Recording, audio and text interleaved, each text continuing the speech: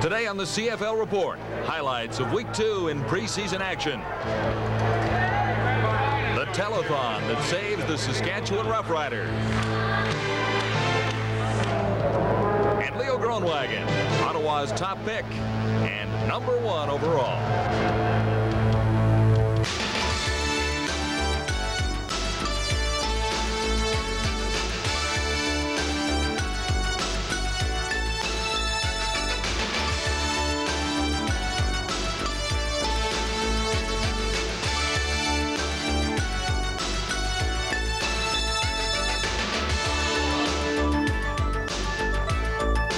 Hello again. Welcome to the CFL Report on TSN, our second edition of 1987. The new season, just 5 days away now. It's an anxious time for all, but particularly for newcomers who get their first shot at pro football. A couple of head coaches fall into that category this season, and many players. A closer look at one rookie coming up just a little bit later on. First, though, Peter Watts and Chapter 1 from the CFL Notebook. Thank you, John. Dow's Lake here in Ottawa may seem like a strange place to be talking about the Canadian Football League, but I knew it would be a little warm in that studio, and it's such a nice day out here that I just couldn't help myself. It's a big week for Canadian pro football because all of the teams have to be down to their 34-man roster and 4-man reserve lists by 3 o'clock Eastern time on Friday. And there are some Canadian players who are playing very well through training camp and who have a chance to make the football teams across the country. For example, out in British Columbia, former UBC linebacking star Dwayne Durbin has had a good camp with the Lions and may be ready to catch a job as a backup on that great team. And Jamie Terrace, who spent a lot of his time working out as an offensive lineman at the University of Western Ontario, blocking for Blake Marshall, appears to have won a job at fullback in the BC Lions scheme of things and may get a chance to play some football now that John Henry White has to have arthroscopic surgery done on his knee. From Calgary comes word that first-round draft pick Rocco Romano is ready to help the Stampeders on the offensive line. But the surprise story of the Stampeder camp to date has been the performance of fullback Andy McVeigh of the University of Toronto. McVeigh had 42 yards rushing to lead all Calgary ground gainers in a losing effort in that exhibition loss to the Eskimos last week. Speaking of the Eskimos, where else would you find a team in the CFL with 5 Canadian running backs and no Americans? Chris Johnston, Milson Jones, and Chris Skinner, all back from last year. In addition, Blake Marshall of Western and Tony Spallettini from Calgary have had good training camps and will make Jackie Parker's job of picking running backs and leaving some out a very difficult job indeed. On the downside, in Edmonton comes word that safety Jeff Volpe, the former Guelph star, may be forced to retire because of a recurring neck problem. He first hurt the neck last year in a game, and he aggravated the condition last week against the Calgary Stampeders. In Saskatchewan, of course, the best news of all is that that franchise is going to be around for a while. The people of Saskatchewan have come out strongly in support of the green and white. That will be one of the great sports stories in Canadian sport in 1987. The interesting story in Winnipeg is Vernon Paul, the last surviving member of football programming at the University of Prince Edward Island. Paul has been a linebacker for most of his 7-year career with the Bombers, but now in his 8th season he's being converted to fullback to help fill the gap left by the injury to Pat Candler. And Paul actually caught a touchdown pass and blocked very well in an exhibition victory over the BC Lions last week. In the East, the news from Hamilton is that Al Bruno really likes his veterans and doesn't plan too many changes. But Al Bruno also likes his first-round draft pick from last February's CFL college draft, that being Joe Germain, a wide receiver from Simon Fraser University, who appears to be ready to catch a job with the Ticats in CFL. In Toronto, the story has been a veteran. Wide receiver Dwight Edwards, who's bounced around the Canadian Football League for the last number of years, appears to have won a job at wide receiver for the Boatmen. He will be very much needed if the Argos are to do anything in the Eastern Conference this year. Ottawa still has some great Canadian talents in its training camp as well as the cut-down date approaches. Offensive tackle Leo Groenwagen has actually been moved into the guard spot. He's going to make this football team, and he's going to be a good player in the CFL for the number of years to come. But the interesting story has been Rick Wilkinsburg, a wide receiver from Western, as well as Tom Monroe, who played on the Vanier Cup champion team at UBC last year. Wilkinsburg in his first camp, Monroe is in his third. The first 2 years weren't very impressive, but he appears ready now to catch a starting job as a slot back with the Ottawa Roughriders. And in Montreal, the best news is that veteran tight end Nick Araki is back from that terrible neck injury that he suffered 1 year ago in the exhibition game in St. John, New Brunswick. He appears not to be showing any ill effects from the injury, and he will be a big plus in the Montreal scheme of things if he's able to play this year. The middle linebacking spot has been designated for a Canadian. There are 3 Canadian choices: Mark Hopkins, Matt Finley, and Dan Rasevich. Hopkins and Rasevich have been backups with a couple of different CFL clubs over the last 3 years. And for them, the time to play is now. They simply must prove that they're capable of being starters and playing well in the CFL. Finley, who comes from Eastern Michigan University but is a Canadian native, is an outstanding prospect, and the future for him looks very bright indeed in Montreal. I'm Peter Watts. That's CFL Notebook for this week. Okay, Peter, the CFL Notebook, a new feature of the CFL Report every week on TSN. Up next, their last chance to shine. Highlights of final preseason games. Monday, Montreal at Ottawa, Saskatchewan at Calgary. Tuesday, Toronto played Hamilton and Edmonton at BC. We'll have all the big moments in just a moment.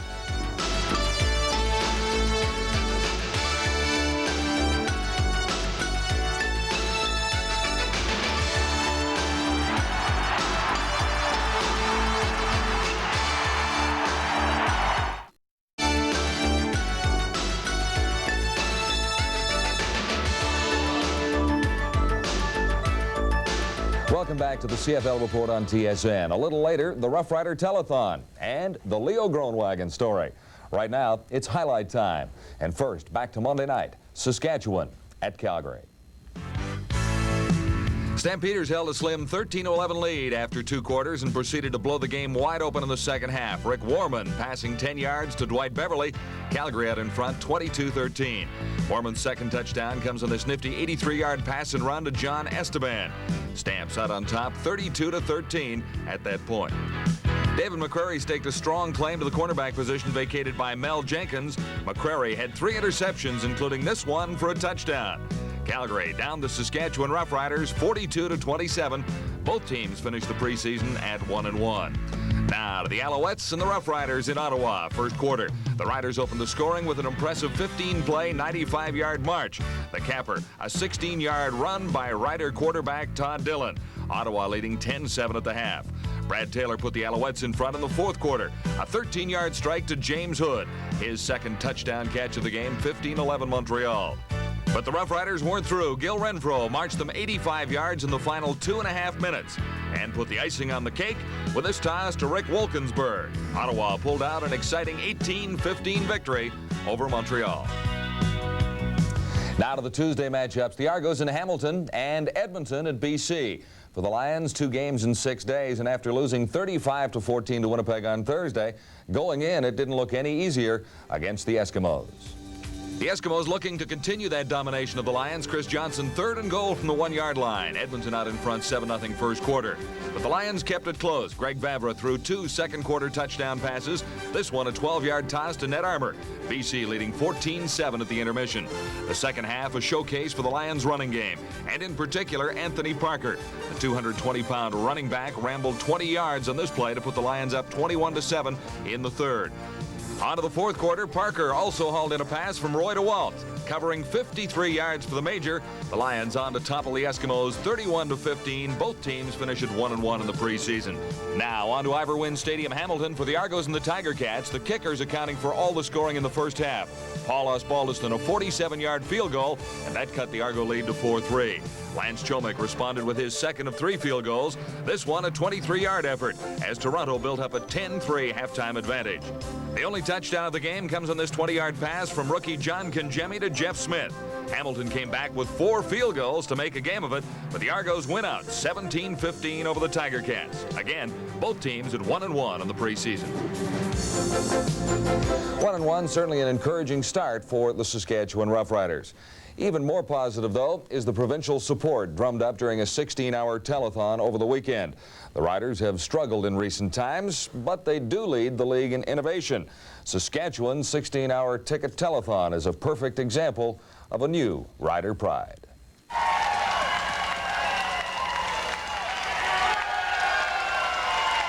The Rough Riders' cash shortage was severe. The solution, typically Saskatchewan. You have found it, Rider Tickathon 87. And to help out the Rider cause, a lot of old prairie soundbusters from earlier days came home. From the Toronto Star, John Robertson. Another former Saskatchewan native, Johnny Esau. Dick Irvin.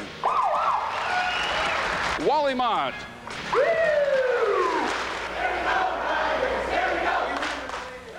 Saskatchewan came through again. The tiny prairie franchise has defied long odds to survive in Canadian football. Again, the folks found another way. While it was mostly fun, it was serious business. 2, 3. We had to save the franchise, number one. We had to get the recommitment from people, and this is what they're doing. Now we give Bill Baker and John Gregory a chance to build a football team and get us back to winning tradition. Ron, there's nothing quite like Saskatchewan football, and I guess you have to come home every once in a while to find that out. Well, you know, we said that the eyes of the CFL would be on Saskatchewan today. Well, you see what you got. The people have responded. They're unbelievable. And remember this, we weren't promoting the football team for 1987. We were promoting this football team to live to 1997, and the people of Saskatchewan have done it. And while a lot of people who had roots in Saskatchewan came back to help out the Rough Riders in a trying time, the story of football in Saskatchewan is still the people, the fans of the Saskatchewan Rough Riders. In a province of less than 1 million people, they've supported football for 77 years now, and it looks like the support is going to continue for a long time, in spite of the tough times on the prairie. You know, I never really realized I had heard about all the talk about the people in the province being affiliated with the football team, and I think this is just great, and we need more Bill Bakers in the league. John, it's been a great time, hasn't it? I mean, this is a family reunion of all old Saskatchewan people. Yourself, you know, you name it. There's how many guys in town from all over Canada here as part of the Rough Rider family, part of the Saskatchewan family, putting this big event on. I think that's the biggest story of all, is everybody coming together. It's like a barn raising. It's a football raising. We're putting it together all together.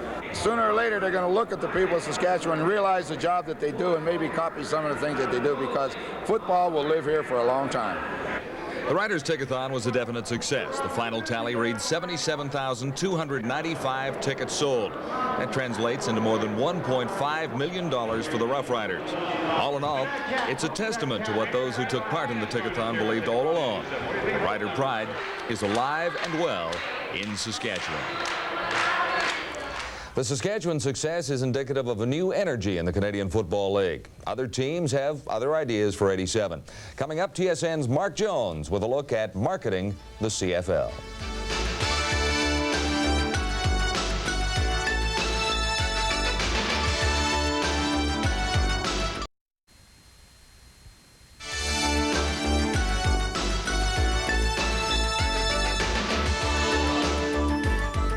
Welcome back to the CFL Report on TSN. This Sunday, the regular season kicks off with Calgary at Saskatchewan. Still ahead, Leif Pedersen pays his weekly visit. And another weekly feature this season on the CFL Report, the TSN Canadian Player of the Week. A tough choice this time around. Quarterback Greg Vavra of BC had a day, but so did rookie running back Andy McVeigh of the Stampeders. 6 carries, 75 yards, 4 catches, another 41, 116 yards in total. Next week, we'll make our selection from the season opening game between Calgary and Saskatchewan. The theme across the league for 1987 is get the fans back in the ballpark. Several teams have come up with unique marketing approaches. Here's Mark Jones. And there is an alternate. This is what the Canadian Football League needs. Packed stadiums. But this is the reality of the present. Lots of empty seats. This is a pivotal year for the league, and it all starts right here at the turnstiles. The good news is that the executives around the league are thinking about starting to put more people in the stands. They're not taking it lying down. The Ottawa Rough Riders are taking a new approach that is typical of the new marketing era in the CFL. They're increasing fan involvement. We get to talk to our fans at home 10 times. This is Riders Away, and it's not brand new. It's a copy of things that have been done out west with Bombers Away. It's a program that our season ticket holders and our Rooter members receive in their homes prior to each game. It gives them a lineup of both teams. It gives them the depth charts of both teams. It gives them 2 pages of valuable coupons. But it's an opportunity for us to reach our season ticket holders and our rooters on 20 occasions as opposed to 10. If that isn't enough to get you interested in the Ottawa Rough Riders, maybe this is. It's an Ottawa calendar with the Rough Riderettes. You might want to go to Lansdowne Park to visit Leslie or one of the many other cheerleaders. In Winnipeg, they have an off-season basketball and football team that plays charity games, and it's raised over $100,000. Toronto Argonauts, well, they're busy too. They've hired a marketing firm to distribute 10,000 seasons tickets to every home game. In Edmonton, the key word is Eskimotion, and they've sold over 30,000 seasons tickets. So it's all part of an effort by the CFL and the teams to get a new generation of fans. All across the Canadian Football League, we've got to look to the young people. We've got to get them excited about football, get them into the parks, seeing football, and really establishing the players in this game as heroes to the young market. They're our future. We've got a great base in Ottawa of loyal fans. Many of them in their 40s, 50s, 60s. I've met a season ticket holder who's 80 years old. Where are they? Where are those people? Where are they now? And I don't know that we're attracting enough young people so that the next manager of the Ottawa Rough Riders can talk about the crowd that he's got that are 40 years old. We must attack the youth market. Robson and the rest of the CFL brass have come to realize that marketing is something you do, not just talk about. We're in the sports entertainment business. We're in the sports business, first of all, and our product is right out there on the field, and it's got to be good. There's no question about it. We can't sell a faulty product. I think we've gone a long way to making our product better on the field, and now we've got to put the fun and excitement surrounding that product into the ballpark so that fans will come out to the games. Mark Jones for the CFL Report. Some interesting new ideas for CFL 87. And one of the new faces you'll want to see, this year's #1 draft pick, Leo Groenewegen of Ottawa. Perhaps the hardest part of the season is now over for Leo Groenewegen. Number 53 has spent the last 16 days in 2-a-day workouts, plus meetings, plus studying the playbook. Now, Groenewegen has made the roster of the Ottawa Rough Riders, and he can concentrate on fine-tuning his technique and enjoying the games. You know, mentally it was tough. Physically, I knew what to expect, but mentally it was tough. And the people here, they're bigger, faster, stronger. So it's been an adjustment period, but things have been working out, so far so good. So just keep on working hard and hope for the best.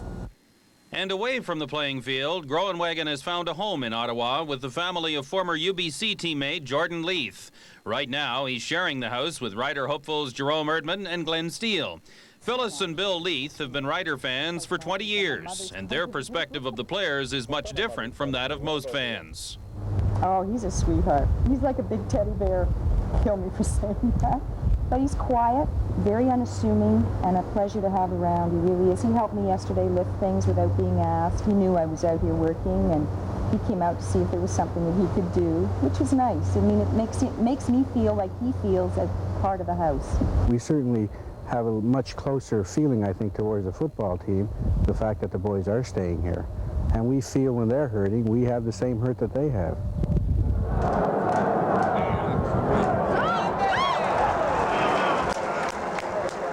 Both the family and Groenewegen had the business of football brought home to them this week when Jordy, a defensive back, was cut loose by Montreal.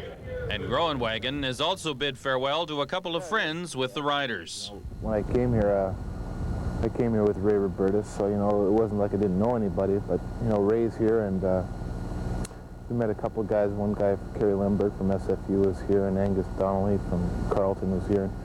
We got to know each other pretty well, but and things didn't work out, unfortunately, for Kerry and Angus. So, it's tough. It's like in college, you don't have this kind of situations, So, but I guess that's part of pro football. It's part of the game, and I guess you have to accept it. What would you want people in this city to think about this football team, Leo?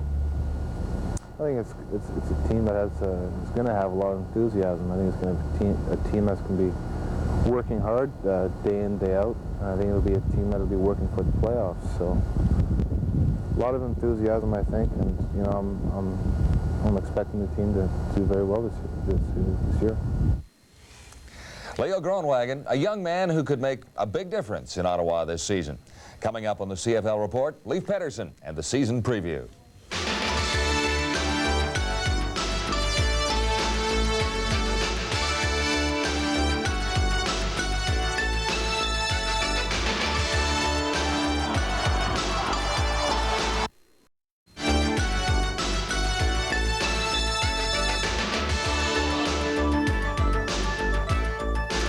Welcome back to the CFL Report on TSN. As always, Leif Pedersen joins me on this segment of the show as we look ahead to the week ahead.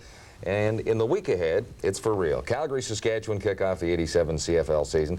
Could be rather interesting based on last week's Stampeder victory over Saskatchewan. Well, they're both 1-1 on preseason play, and I guess if you have to give the psychological edge to the Stampeders, they won that final preseason game, of course, over Saskatchewan. So maybe going into the opener, they have a bit of an edge. Let's talk about strengths and weaknesses on these two football teams. Emotions, first of all.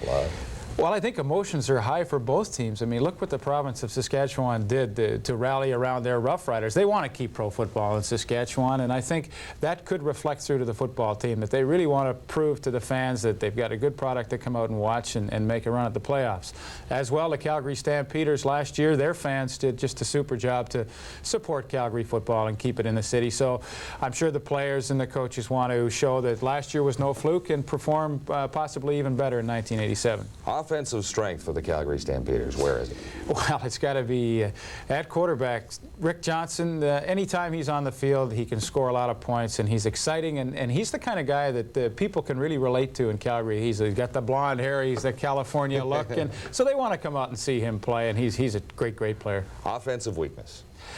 Well, they lost Ray Alexander, so they have to replace him, and Ray Alexander just made some super catches in clutch situations for Rick Johnson last year. So when you lose him, you lose a lot, but they still have E.T., Emmanuel Tolbert, and Gary Allen. So although they've got some weakness in trying to replace one key player, I think the other guys will rally around that.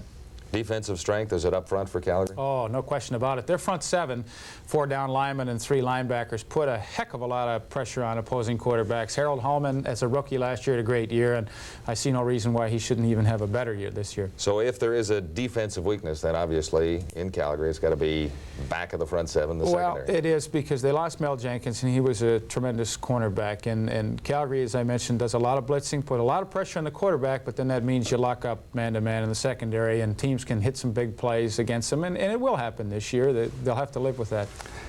As for Saskatchewan, let's begin with offensive strength.